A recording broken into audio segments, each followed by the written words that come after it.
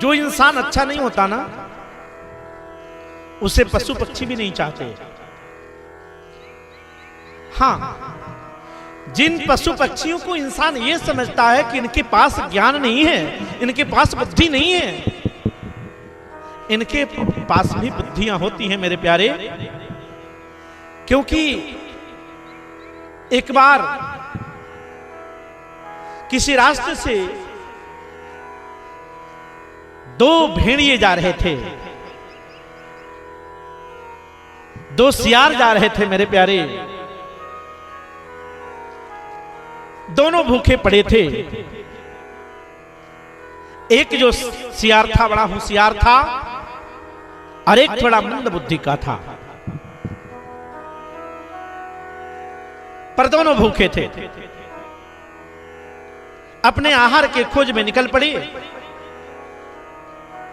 एक जंगल आया, बीच जंगल में एक इंसान के पड़े हुए लाश को देखा और दोनों के दोनों सयार वहां पहुंच गए जहां वो लाश पड़ी थी।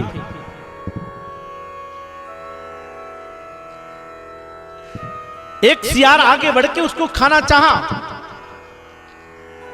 पर दूसरा ज्ञान वाला जो जिसके अंदर थोड़ी सी ज्ञान थी ना, वो सियारवा मना कर दिया। जानते हो क्या कहा? उस सियार ने दूसरे सियार से बोला कि दान विहीन रह कर यह कान सुने नहीं राम कहानी। कहा भैया तुम कहां जा रहे हो? बोला कि मैं इस मरे हुए इंसान का मांस खाने जा रहा हूं। आज ये मांस खा के मेरा मन तृप्त हो जाएगा भैया। दूसरा वाला सियार बोला ए भैया मत खाना। बोला क्यों ना खाऊं?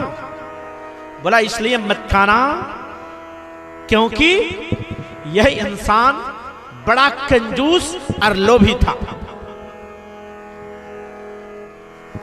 पहला वाला सियरवा बोलता है दूसरे वाले से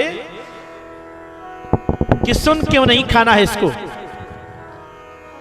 यह इंसान आज तक कुछ दान नहीं किया,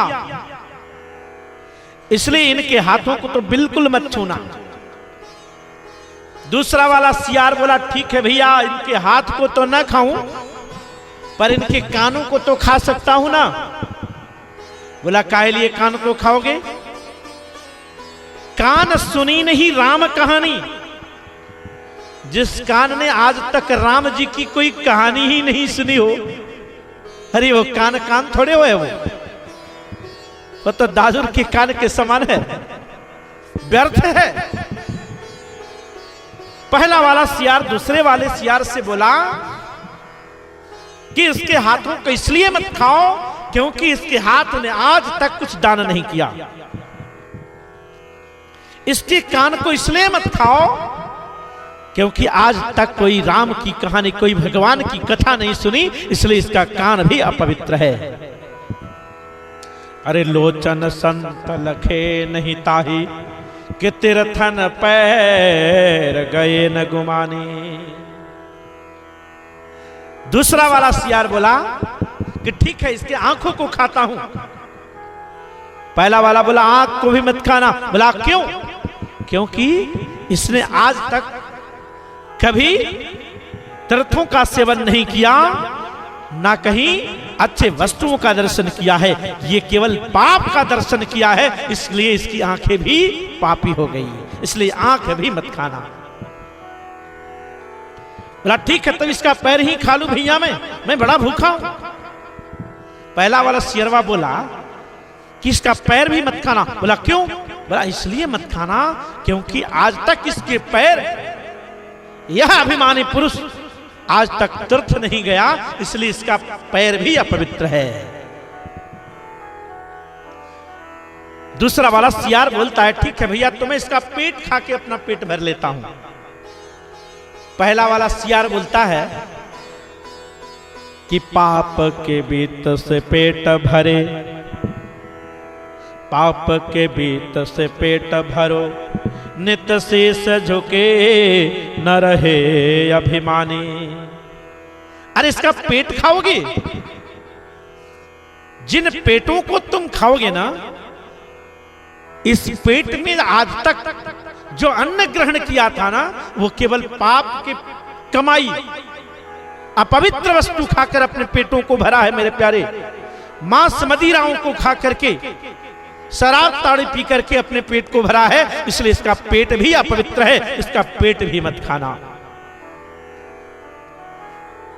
दूसरा वाला सियार बोला कि तब इसका माथा ही खा के पेट भर लेता हूं। पहला वाला बोला कि माथा भी मत खाना। बोला क्यों? बोला शीश झुके न रहे अभिमानी। इसका जो शीश है ना, इतना अभिमानी पुरुष था कि आज तक किसी मंदिर के सामने, किसी बड़ों के सामने माथा नहीं झुका, इसलिए इसके माथे को भी मत खाना, यह भी अपवित्र है। अरे रे रे जम्बुक त्याग इसे अति निंदित नीच रहो यह प्राणी। इसलिए हे भैया, तुम इस इंसान का परित्याग कर दो, क्योंकि यह नीच भी है, अधम भी है और पापी भी है। मेरे प्यारे, इस भारतवर्ष की पशु पक्षियों की विशेषता को देखो। पशु पक्षी भी सत्य और सत्य का विवेचन कर सकते, तो हम तो मानव हैं मेरे प्यारे, हमें क्या खाना चाहिए,